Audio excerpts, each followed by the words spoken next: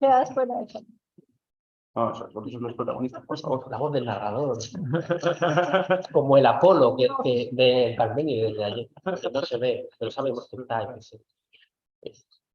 Bueno, pues ¿Empiezo yo? sí, si podríais comentar estos guiños que os hacía. A mí me han gustado mucho las dos intervenciones, evidentemente, y además he notado mucha actividad, porque estaba Hölderlin, la poesía y la armonía, ¿no?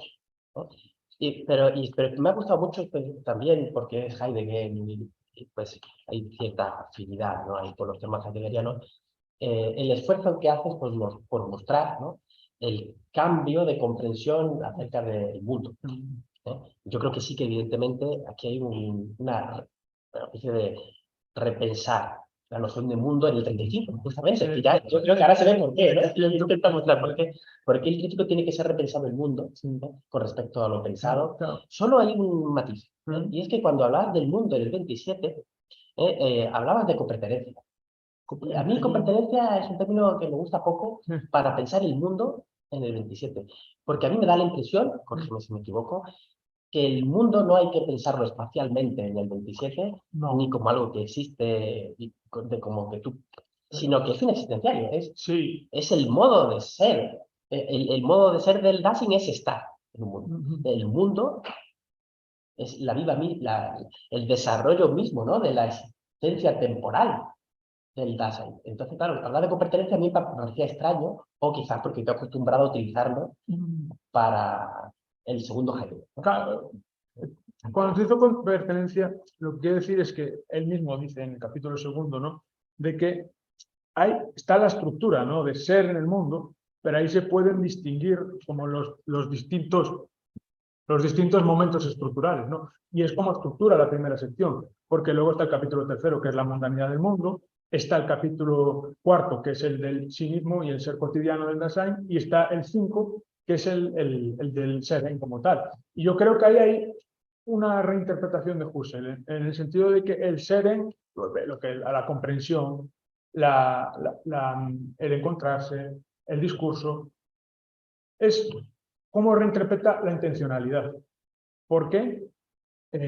Claro, ahí ya Heidegger no está entendiendo como que la comprensión es del sujeto, ni que el encontrarse es del sujeto, sino que es del entre el yo y el mundo. Él mismo dice cuando habla, es que la tonalidad afectiva no es que algo que se encuentre en el interior del sujeto, sino que emerge del estar en el mundo.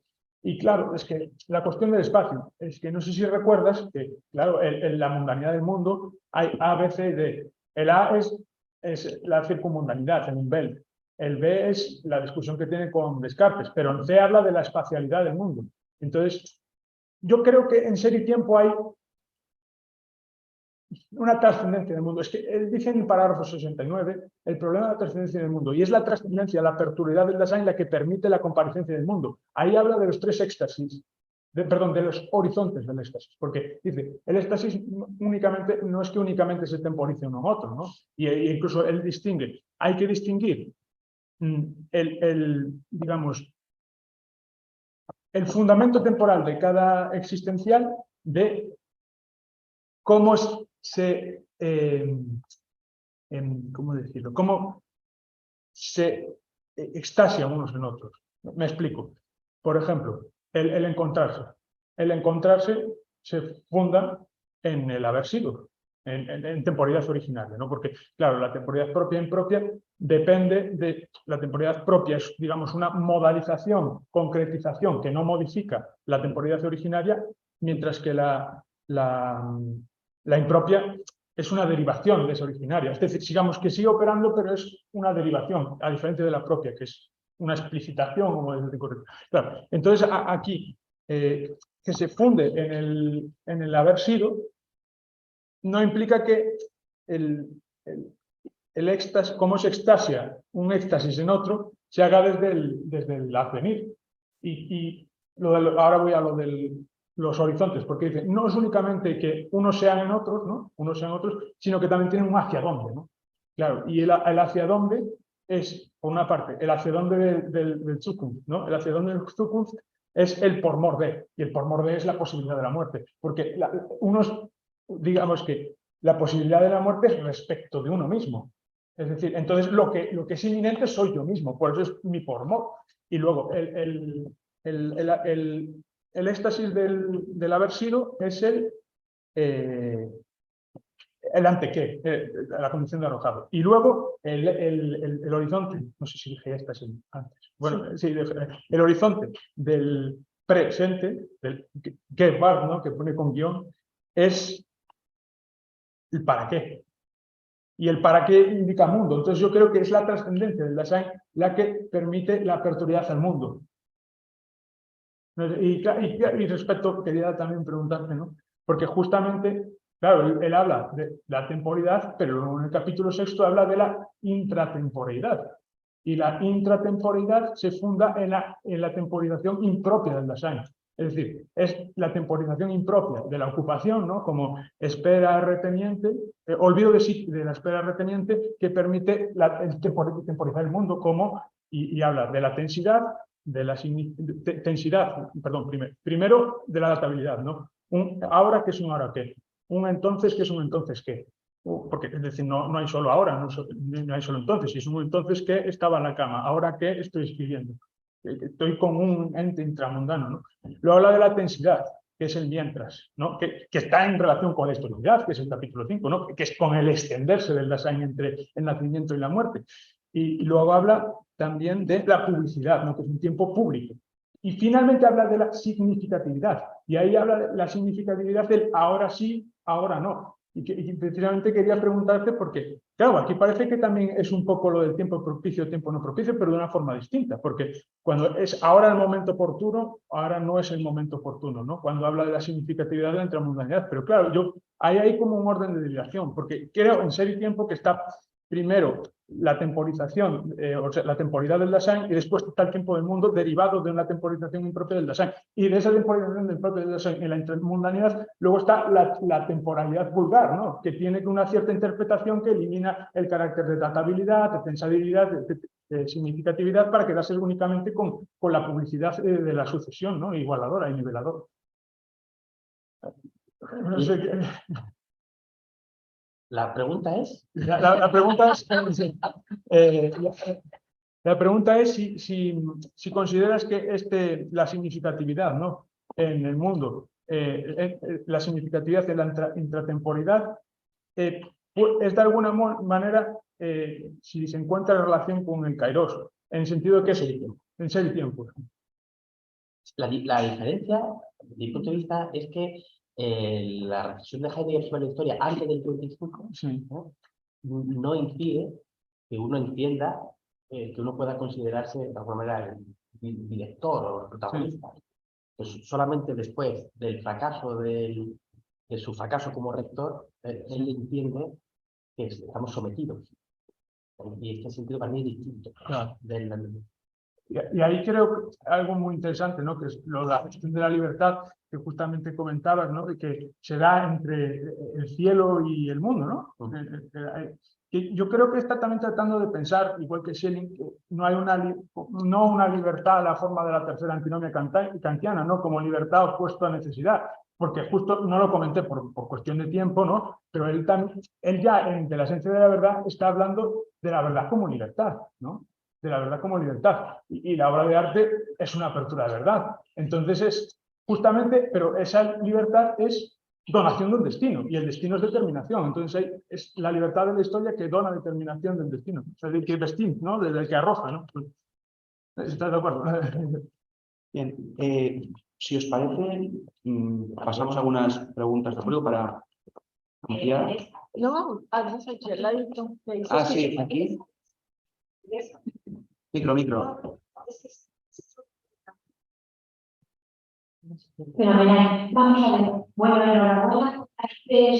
Conectar. Yo lo que quiero hacer es, sobre todo, porque no tenemos mucho tiempo, unos subrayados en relación a la ponencia de Manuel Esteves, felicitarle y dos consideraciones. Solo en realidad consideraciones, y si él quiere decir algo en relación a eso, ¿no? Para que se entienda bien lo que puede significar el emerger del acontecer de la apertura en la obra de arte, más bien parece que nos dificultaría la comprensión de esto la pintura, porque se entendería muy bien en lo que se refiere a la música, sin duda, y desde luego en relación al teatro, ¿verdad?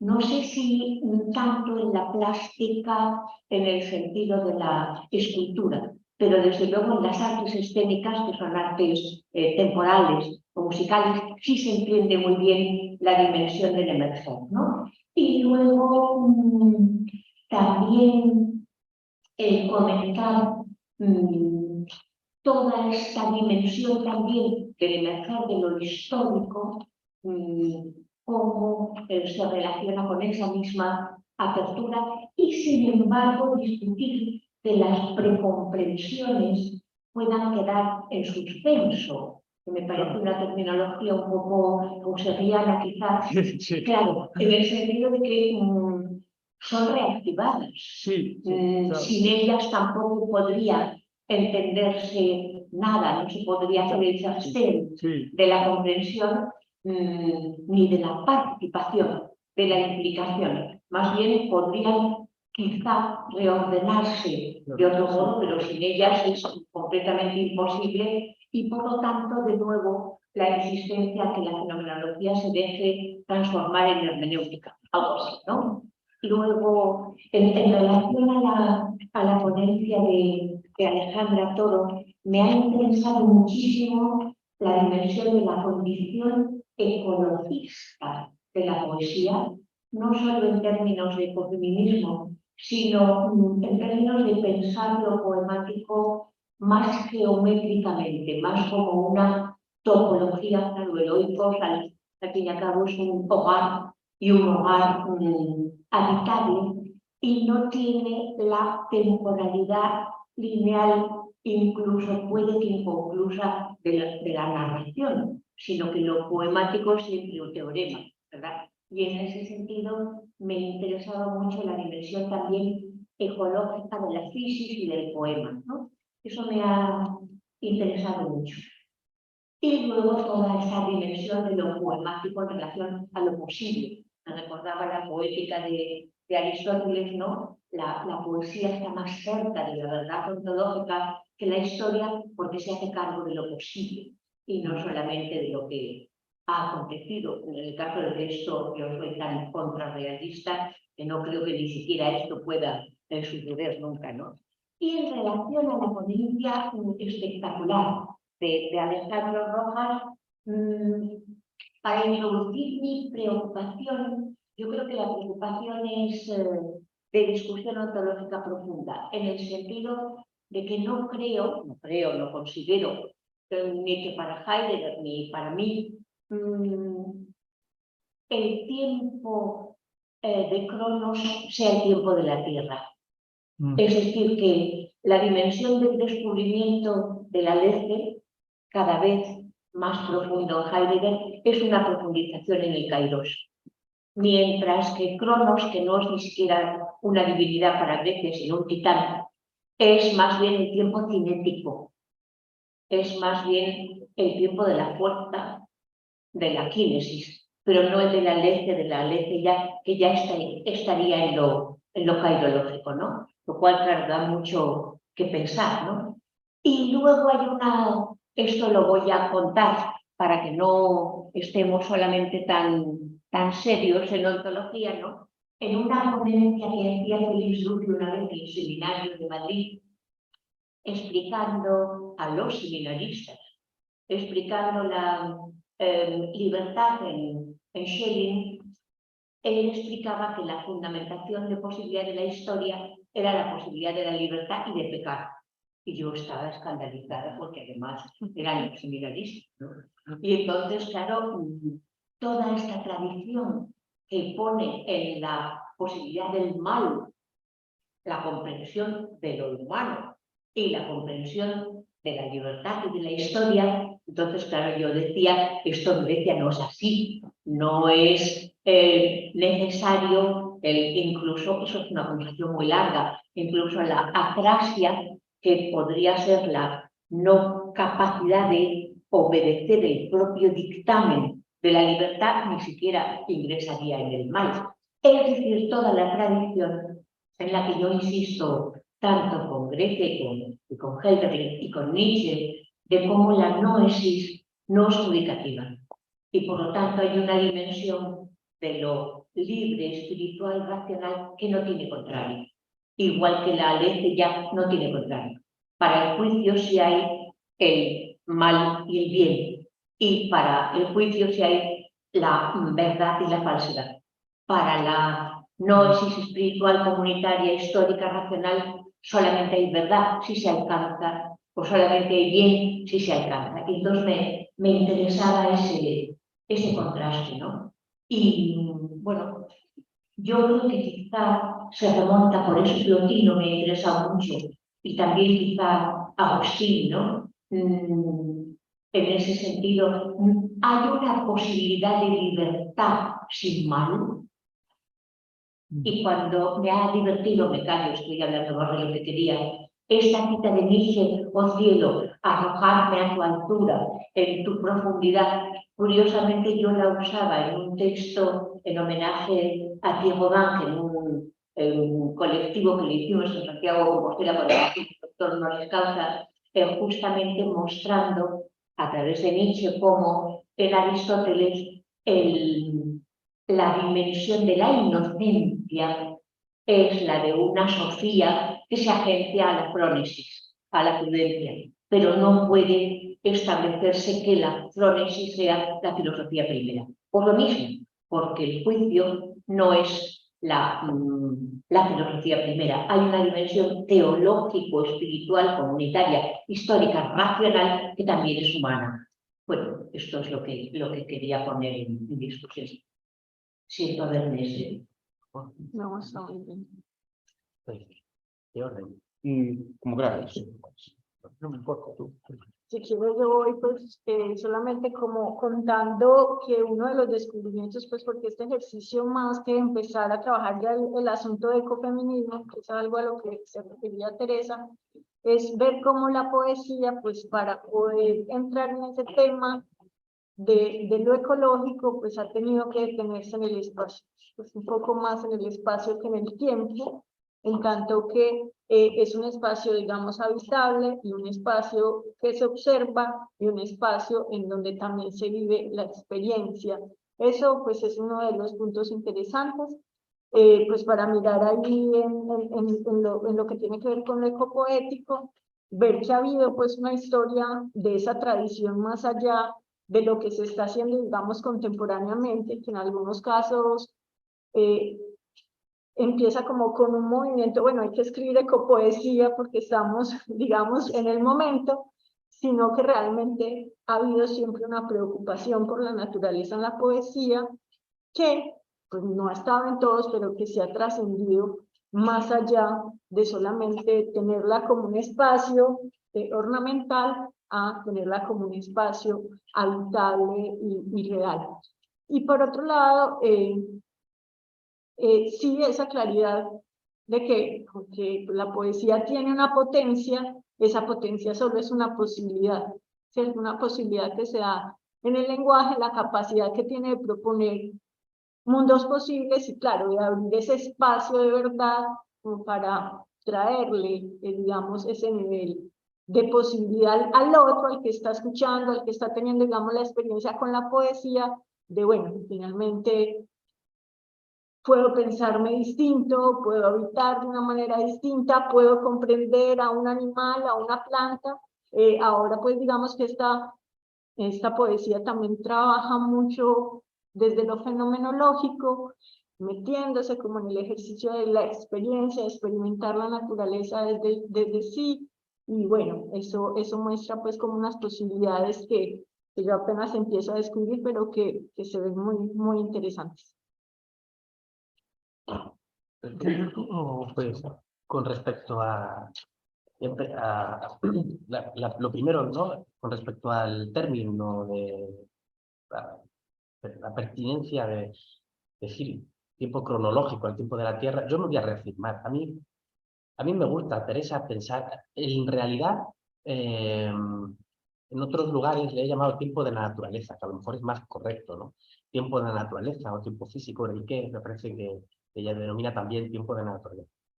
Pero yo lo estoy pensando aquí, como lo estoy haciendo el paralelismo, aunque a lo mejor hemos saltado algún párrafo, no ha quedado claro en relación con Shelley, pero bueno, pues ese tiempo de la naturaleza, del reino de la naturaleza en lugar del reino de la historia. Schelling habla de productividad y producto, entonces hay un continuo devenir, pero que no es el de la historia y que no es el de la verdad, sino que es el del mero devenir cronológico. Entonces, para mí, es verdad que la noción de tierra en Heidegger no aparece con un sentido invariable, ¿no? Sino que lo va reformulando, le va dando vueltas, e incluso la cuadratura al final no es exacta, está todo mucho más unido, me parece mucho más que al principio, ¿no? Aquí en el 35 está apareciendo. Entonces a mí me parece que, bueno, cuando decía yo tiempo de la Tierra o cronos, como el tiempo, me refería a ese tiempo de la naturaleza, que no es el tiempo de la historia en el que nosotros estamos, en la naturaleza, pero que no es el tiempo de la verdad. La verdad sería que sería lo oculto. Pero entiendo también lo que dices, entiendo lo que dices y el sentido profundo que tiene lo que dices y que le daré una vuelta. Pero bueno, me quería reafirmar, porque bueno, yo tenía en la cabeza esto cuando había denominado a Cronos, ¿no? En lo que muchas veces pues, es un artificio filosófico, ¿no? Es decir, bueno, esto para pensarlo, vamos a pensarlo, y le ponemos un nombre que después, bueno, se puede precisar un poco más o menos, ¿no? Con respecto a lo del mal, estoy de acuerdo contigo, porque a mí me gusta muchísimo el mundo griego y siempre ese contraste nos salva, ¿no? Nos salva a través de los modernos, ¿no? De que siempre estamos un poco en peligro, ¿no? Pero yo tengo una explicación para, o una especie de respuesta, a lo mejor personal, para entender por qué ellos lo hacen así y prestan al mal. Bueno, podríamos hablar también del protestantismo, podríamos complicarlo un poco más y profundizar.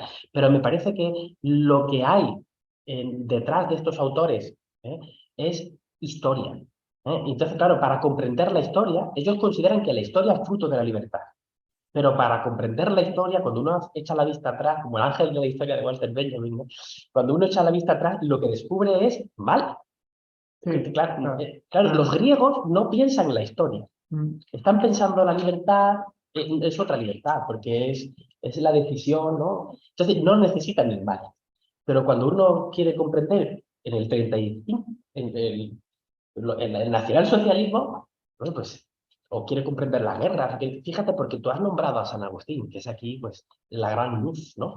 San Agustín, con el que se inicia la preocupación por la historia, introduce la lucha entre la ciudad terrenal y la ciudad celestial, y aparece el mal también. ¿Y el mal qué es? La caída de Roma. La caída de Roma, que es la caída de... ¿no? O sea que a mí me parece que este sería el punto, a lo mejor, si queréis, débil, ¿no? Pero a mí me gusta, ¿no? De por qué los griegos no se ven forzados a meter el mal, y estos autores de finales de la filosofía moderna, que ha sido la época en la que se ha intentado pensar el sentido de la historia, está Kant hablando de la paz perpetua, está Hegel en los pisos de derecho, y de repente aparece Schelling y dice, bueno, sí, el mal, pero tú has visto la historia bien, ¿no? Sí. Has visto lo que hemos hecho, ¿no? Y yo creo que esto a Heidegger le gusta por la época también, porque, bueno, es que ha pasado la Primera Guerra Mundial y va a pasar la Segunda, es inminente, se están atacando a los judíos. Entonces yo creo que es un momento, quizás nosotros estamos en otro momento para advertir, lo voy a decir así, ¿no? Los peligros, ¿no? de sobredimensionar esa perspectiva. Entonces podemos volver, como dice Teresa, dice ella que se ha cedido, Teresa nunca se cede de sus intervenciones, ¿no? Podemos volver otra vez, una vez más, a los griegos para salvarnos, ¿no? De los extravíos. Pero, en fin, te doy la razón en lo que dices acerca de libertad, pero intento explicar para mí por qué y para ellos es tan importante el mal, la libertad. Yo creo que lo que está detrás es la historia. ¿Sí? Me quedaba responder a Teresa. Perdón. Lo de la cuestión de si artes como el teatro o la música podrían parecer, como diría, Hegel más espirituales, ¿no? Hegel justo hablaba, ¿no? De que en la pintura la tetradimensionalidad de la arquitectura pasaba a ser bidimensional y que luego ya esta bidimensionalidad de la pintura en la música pasaba a ser temporalidad unidimensional. Si en lo que son artes más temporales justamente se puede ver mejor la espacialidad, ¿no? Y claro, me estaba recordando cuando leí la primera vez Verdad y Método, ¿no? Cuando hablaba en la primera parte, en el de la verdad de la obra de arte, decía que era modo de ser de la obra de arte era la representación, la Darstellung. ¿Qué representación es? Es un cuadro, ¿no? ¿Qué representación es un templo griego, ¿no?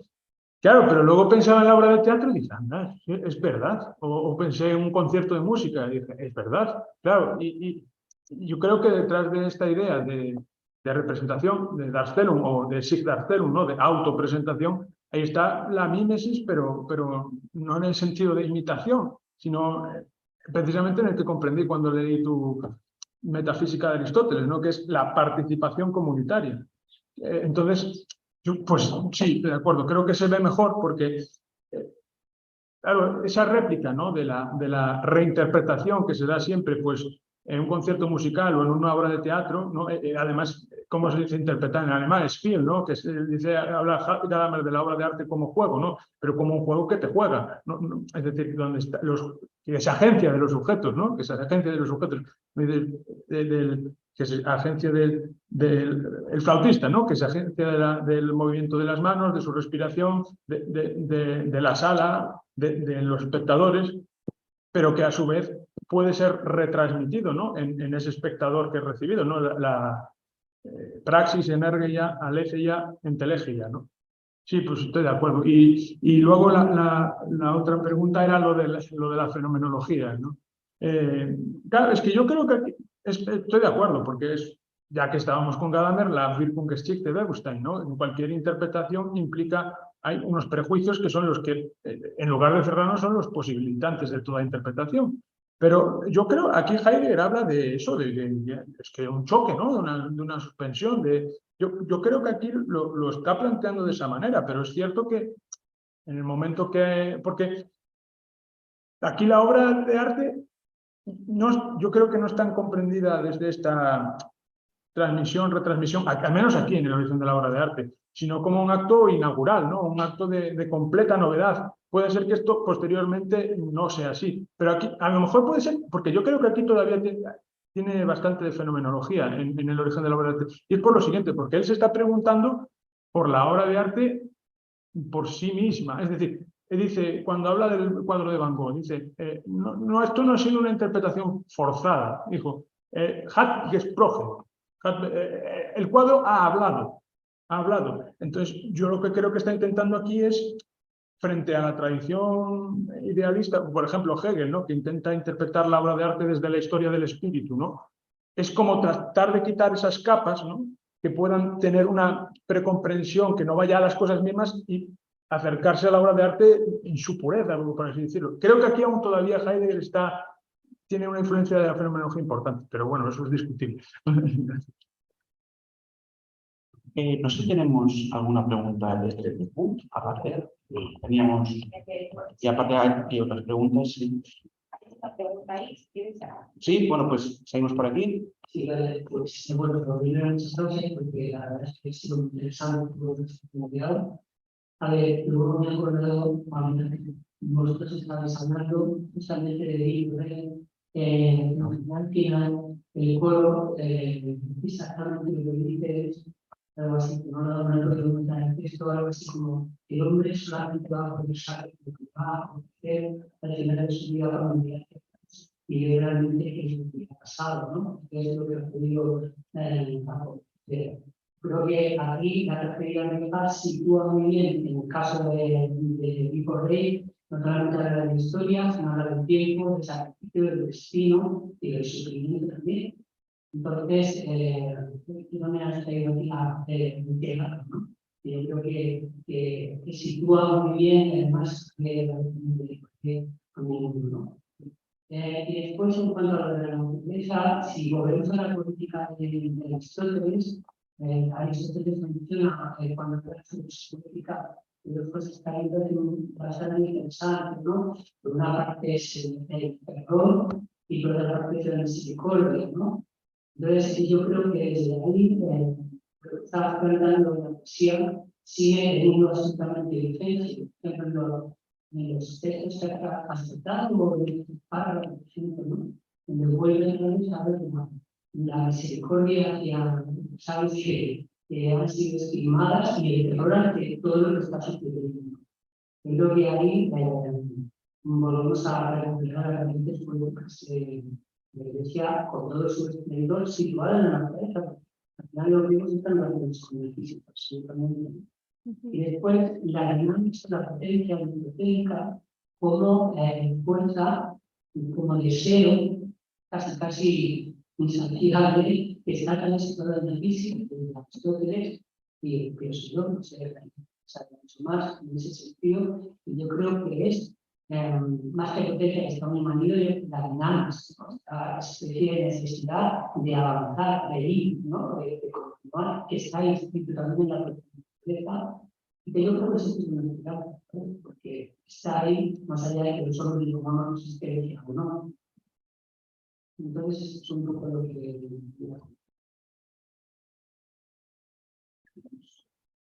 No, yo tomo nota de esa observación porque me parece muy interesante poder entrar en una parte adicional, como a recuperar también cómo lo griego entra en esta poesía.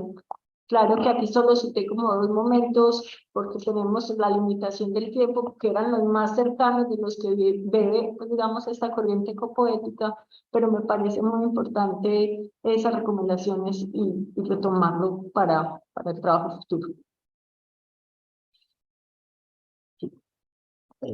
Con respecto a lo de Edipo Rey, me gusta mucho, sí. Yo pienso que Maduro sí, Sí, era más eso es fuerte. perdón, colombiano. Sí, te agradezco mucho el consejo.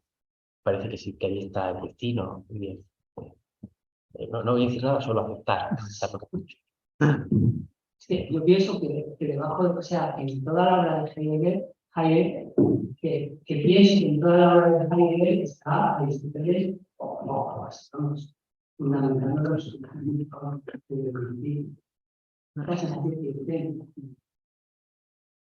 Yo no quería echar leña al fuego, sino solo pronunciar una palabra.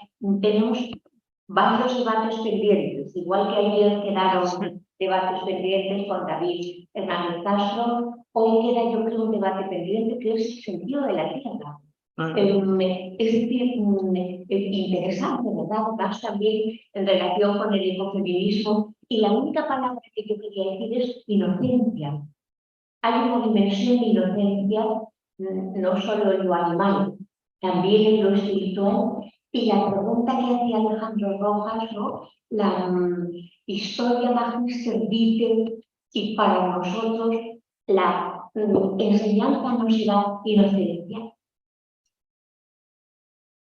Y lo oscuro, callado, velado, tapado, perseguido, excluido de la tierra no será inocencia.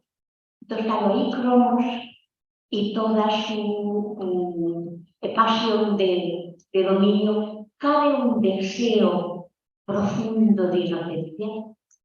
Es la capitularía.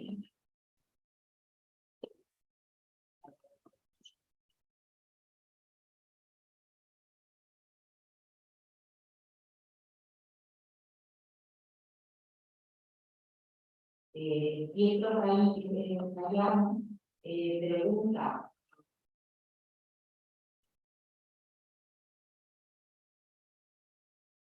Así, dice, la obra de la utilización del sentido de los morales determinados. Bien. ¿Cuál es la relación entre obra de arte y ser? Bien. Aún así, la obra de arte no sigue siendo mente. Y espera que en la segunda parte. Luego añade. El ser es el modo que permite formar los entes. La arte de arte parece tener una función similar. Pero ¿cómo puede mente ahora ser el modo transcendental de otros entes? Es muy bueno. Es muy buena pregunta. Porque yo mismo me la hago. Claro, es que parece como que pasa algo parecido, porque podríamos decir lo mismo del Dasein en Ser y Tiempo, porque el Dasein también es un ente, aunque es un ente que tiene una relación de ser con su propio ser. Es el ente en el lugar de la diferencia ontológica, no hay otro lugar.